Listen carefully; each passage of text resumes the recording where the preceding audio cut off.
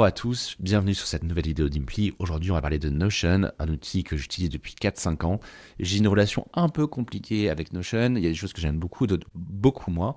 Et l'idée de cette vidéo, c'est vous présenter un petit peu en 10 minutes c'est les raisons qui m'amènent à aimer ou à moins aimer cet outil et de vous donner un bon aperçu de ce qu'est l'outil pour voir s'il est intéressant pour vous ou pas. C'est parti. Alors, Notion, il parle d'un espace de travail unique. C'est vraiment la proposition de valeur numéro 1. Ils ont leurs petits personnages ici qui sont assez drôles. Et on voit qu'ils sont utilisés par de belles boîtes. Ils sont vraiment très présents dans le milieu startup français. On a Conto, par exemple. On a Alan. Mais aussi des boîtes un peu plus traditionnelles comme Accor, par exemple, ou Volvo. Bref, l'outil a été lancé en 2016. Il est utilisé par 30 millions de personnes dans le monde. Donc, je pense qu'il y a peu d'outils en fait, qui ont connu une telle croissance en moins de 10 ans. Et son positionnement, c'est ce qu'ils disent ici, hein. C'est un espace de travail, vraiment tout en un, où effectivement il y a des notes, il y a des bases de données. Et grâce à ça, en fait, on va avoir plein de cas d'usage possibles. Donc on peut faire de la documentation interne, des wikis d'équipe. C'est là qu'on va avoir toute la connaissance d'une structure. Donc c'est souvent comme ça que les boîtes utilisent en interne. Il va aussi y avoir la partie organisation perso, parce qu'il y a pas mal d'utilisateurs qui l'utilisent à titre personnel. Et ensuite, on peut vraiment faire un peu la gestion de projet, un petit CRM. J'ai fait une vidéo d'ailleurs sur comment construire un CRM sur Notion grâce à l'IA. On peut avoir une base de connaissances pour ses clients, on peut créer des dashboards, bref, on peut faire énormément de choses. Donc forcément, c'est un de ses points forts, c'est qu'il y a une flexibilité extrême. On peut vraiment faire ce qu'on veut et on peut le faire de manière fluide et facile parce qu'il y a des templates, maintenant il y a l'IA et donc on peut vraiment créer quelque chose de sur mesure assez facilement. Donc après, forcément, il y a des limites, on va revenir dessus, hein. Mais quand il y a des grosses bases avec beaucoup d'utilisateurs, ça peut être compliqué. Et après, il y a des limites, on va dire perso dont je vais parler après. Alors maintenant, on en vient à mon utilisation personnelle de Notion. Donc j'ai essayé plusieurs choses. Mais aujourd'hui, où est-ce que j'en suis? Aujourd'hui, c'est là où j'ai toutes les informations qui sont réunies, notamment pour ma boîte qui s'appelle Impli.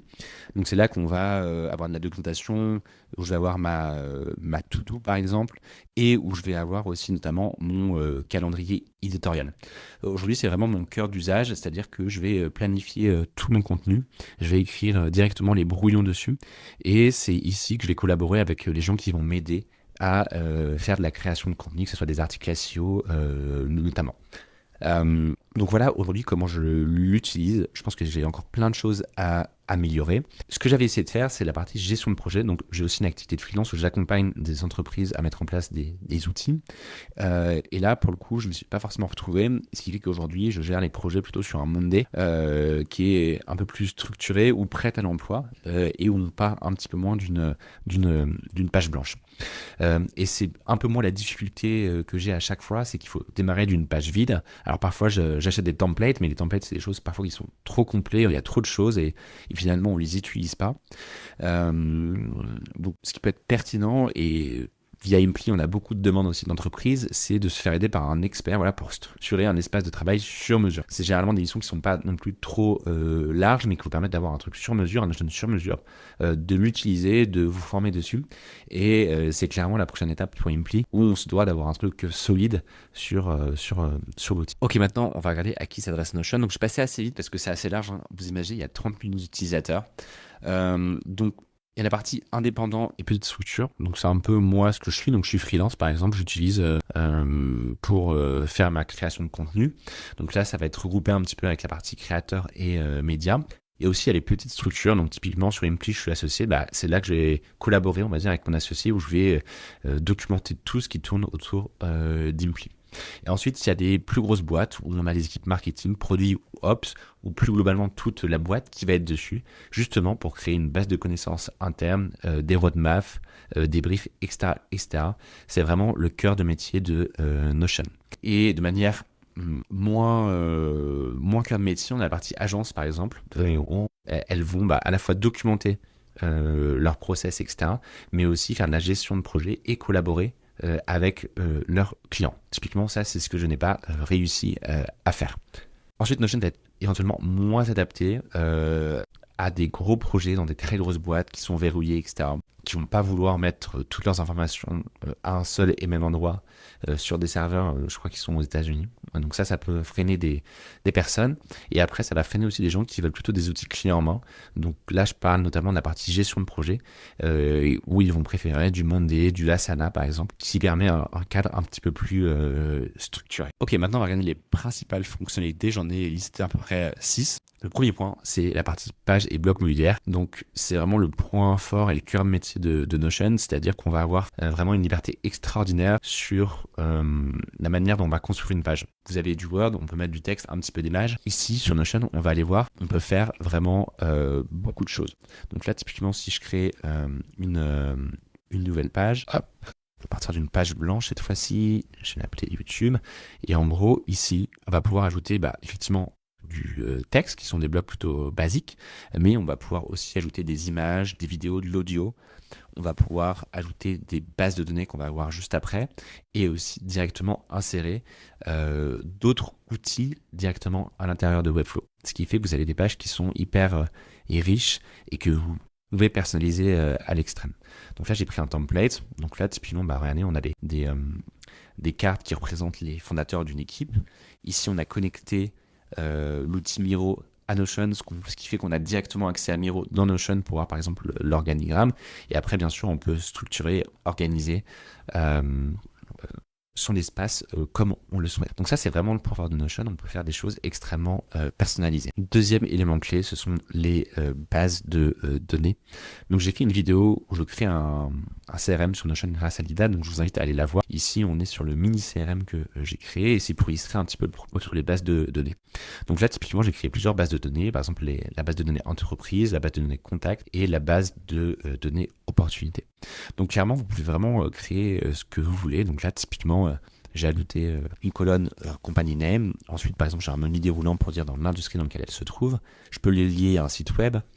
Je peux dire aussi une location. Je pourrais ajouter des images, etc. Donc ça, c'est vraiment hyper flexible, et ce qui vous permet d'avoir quelque chose de structuré pour ensuite réutiliser l'information dans différentes pages, par exemple. Et c'est vraiment l'élément clé. Donc quand on commence sur Notion, c'est vraiment la notion de base de données qui est importante à comprendre. Si on ne crée pas de base de données et si on ne les connecte pas entre elles, on risque d'être très vite limité. Donc quand on parle de lien, c'est aussi une force de Notion. Ça permet très rapidement de connecter les informations entre elles. Donc forcément, on peut bien sûr connecter des bases de données entre elles. Donc là, l'exemple, il est assez simple. J'ai par exemple un contact, Edouard Gonnet, et je peux le lier ici à une base de données compagnie. Donc là, en l'occurrence, j'ai qu'une compagnie, mais si j'en crée une deuxième, que je vais appeler test, voilà, on la retrouve ici le temps que ça charge un petit peu. Donc je peux très bien connecter Edouard Gonnet à l'entreprise test. Donc c'est ça qui est important, on peut avoir des bases de données relationnelles. Et ensuite, ce qui est intéressant, c'est qu'on va pouvoir réutiliser ces bases de données partout un petit peu dans notre Notion. Et typiquement, on pourrait très bien dire que à partir du moment où la partie CRM dit qu'un deal est conclu, créer automatiquement un projet où là, vous allez plutôt faire de la gestion de projet. Donc cette flexibilité-là permet vraiment de faire beaucoup de choses. Autre point fort de Notion, ce sont les templates. Donc on peut le prendre de deux manières différentes. Bon, la première, c'est que vous allez avoir accès à des templates qui vous permettent de démarrer plus rapidement. Donc sur Notion, vous avez une marketplace qu'on retrouve ici en bas à gauche, et il y a beaucoup de gens, de créateurs qui créent des templates Notion, que ce soit pro ou perso, pour vous éviter de démarrer de zéro. Donc il y a vraiment de tout. Donc moi je vous invite à aller la regarder. Vous pouvez retrouver probablement votre bonheur. Il y a des choses qui sont gratuites et forcément il y en a qui sont aussi payantes. Donc moi j'ai fait pas mal de templates, donc c'est un avantage, c'est que ça évite de partir d'une page blanche, mais souvent les templates sont aussi très complets et même si c'est beau au départ, en fait on n'en utilise que 10% et ça se retrouve vite obsolète. Donc ça peut être toujours une bonne option quand on découvre Notion. Néanmoins, maintenant on a aussi la partie Notion AI. J'ai fait une vidéo complète dessus, je vous invite à aller la voir, qui vous permet de créer, on va dire, plus vite un espace de travail sur mesure. Donc ça peut être le bon intermédiaire entre éviter de partir d'une page blanche et éviter d'avoir un template trop complet pour avoir quelque chose de cohérent. Donc voilà la partie template qui est assez importante. Et après, on peut l'entendre d'une manière un petit peu différente. C'est-à-dire que vous pouvez très bien aussi créer des pages template. Donc si je retourne sur ma partie calendrier de contenu, hop, je vais par exemple créer un nouveau contenu. Bah, je vais avoir une page avec déjà des éléments à l'intérieur qui sont juste à pré-remplir. Donc là, dès que j'ouvre une page dans mon calendrier de contenu, je sais que je vais devoir décrire en 2-3 phrases ce que je veux faire, la to-do, éventuellement des notes, éventuellement des fichiers. Donc tout ça, en fait, vous allez pouvoir créer des pages enregistrées que vous allez pouvoir réutiliser au fur et à mesure, ce qui fait gagner beaucoup de temps. Donc voilà pour les templates qui sont allés dans Notion, mais effectivement qui sont un peu remplacés au fur et à mesure, notamment pour la création from scratch par Notion AI qui vous permettent de créer des bases de données. Donc je vais pas faire de démo, il y a une autre vidéo, je vous la mets en description. Ça va vous permettre de faire pas mal de choses et de gagner vraiment un temps assez dingue. Et enfin, un dernier point, Notion a sorti deux gros produits, la partie mail et la partie calendrier. Vous pouvez y accéder ici en bas à gauche. Donc pareil, j'ai fait une vidéo sur la partie mail, pas encore sur la partie calendar, mais l'idée ici, elle est assez simple, c'est que vous puissiez en fait faire tout à partir de Notion. Donc si vous êtes un grand fan de Notion, vous avez tout intérêt à rester dessus et à utiliser toutes les différentes fonctionnalités. Donc voilà pour les différents points sur Notion. On va parler maintenant des avantages et des inconvénients. Donc je vais passer assez rapidement dessus parce qu'on a évoqué déjà pas mal de choses depuis le début. Dans les avantages, donc ultra flexible, c'est vraiment incroyable. On peut mettre sur une page en termes d'images, de vidéos, de code, bref, on peut tout faire. Donc ça, c'est vraiment incroyable et il n'y a que Notion qui le permet aujourd'hui. Donc il est aussi parfait en termes d'usage pour centraliser tout à un seul et même endroit. Souvent, on a des choses qui sont un peu éparpillées à droite à gauche ou dans des drives, etc., un peu obscurs. Là, l'idée, c'est de tout centraliser à un seul endroit et que tout le monde y ait accès. Ça marche vraiment bien comme cas d'usage. Bien sûr, la mise en forme libre est importante parce que ça permet de faire un peu ce qu'on veut, soit d'une page blanche, d'un template ou via Notion IA. Et on peut vraiment collaborer facilement. Donc moi, par exemple, la gestion du contenu, j'ai des freelances qui vont travailler avec moi, qui vont accéder à mon Notion. Je pourrais très bien aussi partager des pages Notion à des clients si jamais je faisais la gestion de projet dessus. Donc vraiment, c'est un outil qui est vraiment très bon d'un point de vue collaboratif. Et enfin, ils ajoutent vraiment des super fonctionnalités, notamment Notion AI, qui vous permettent d'aller beaucoup plus vite dans la partie rédaction, dans la partie brainstorming, etc. Et l'avantage, c'est que vous allez directement pouvoir l'utiliser dans Notion sans avoir besoin de sortir et d'aller sur le chat GPT. Donc voilà pour les avantages. Ensuite, pour les inconvénients, donc ça peut être un peu personnel, mais c'est trop flexible pour certains usages ou certains profils. Typiquement, moi j'ai beaucoup de mal à partir d'une page blanche et je m'y perds assez facilement. Donc typiquement sur la partie gestion de projet, j'utilise plutôt monday.com parce que pour moi c'est plus structuré, c'est plus facile à suivre que sur Notion. Donc ça va dépendre de chacun d'entre vous, mais pour moi c'est un peu le point que j'en retiens. Après c'est plus des inconvénients techniques que j'ai pas forcément moi identifiés, mais c'est qu'en gros effectivement sur certains espaces il y a beaucoup de pages, etc. Ça peut laguer un petit peu et dans tous les cas effectivement il faut se former un minimum, donc soit prendre le temps de faire une V1, une V2, une V3, ou alors de se faire accompagner par un expert ou de suivre une formation. Il y en a des très bonnes sur Notion pour pouvoir le prendre en main. Donc voilà pour les avantages et les inconvénients. Ensuite, au niveau des prix, ça va de 0€, donc vous pouvez tester gratuitement, jusqu'à 19,50€ par membre par mois pour avoir accès à le maximum de fonctionnalités possibles et à la partie Enterprise où là du coup c'est sur de lui mais c'est vraiment pour les grosses boîtes. Donc c'est des prix qui sont plutôt raisonnables, mais effectivement si on met tout le monde dessus, parce que c'est souvent ça l'idée, si on met toute la boîte dessus, ça peut monter assez rapidement. Attention aussi, sur le plan gratuit, je crois que vous devez quand même remplir votre CD, ce qui fait que si vous oubliez d'annuler, vous allez être prélevé au bout d'un certain moment.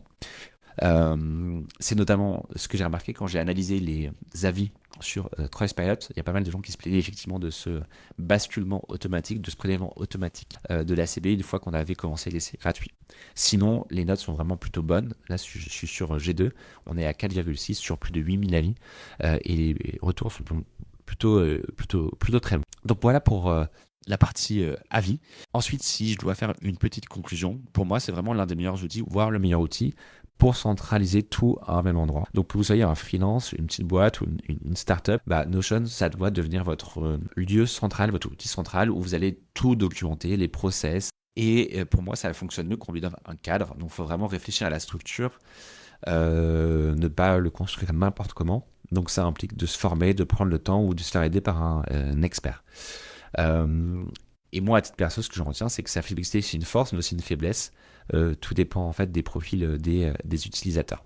Donc bien sûr, il n'est pas fait non plus pour remplacer tous les outils. Donc on peut très bien construire effectivement faire la gestion de projet sur un Notion, on peut faire aussi un CRM, mais ça remplacera jamais un HubSpot ou un Salesforce, ou alors peut-être un Monday ou un ClickUp pour la partie gestion de projet. Donc il faut faire attention aussi de tout vouloir mettre dedans, ça peut être une erreur.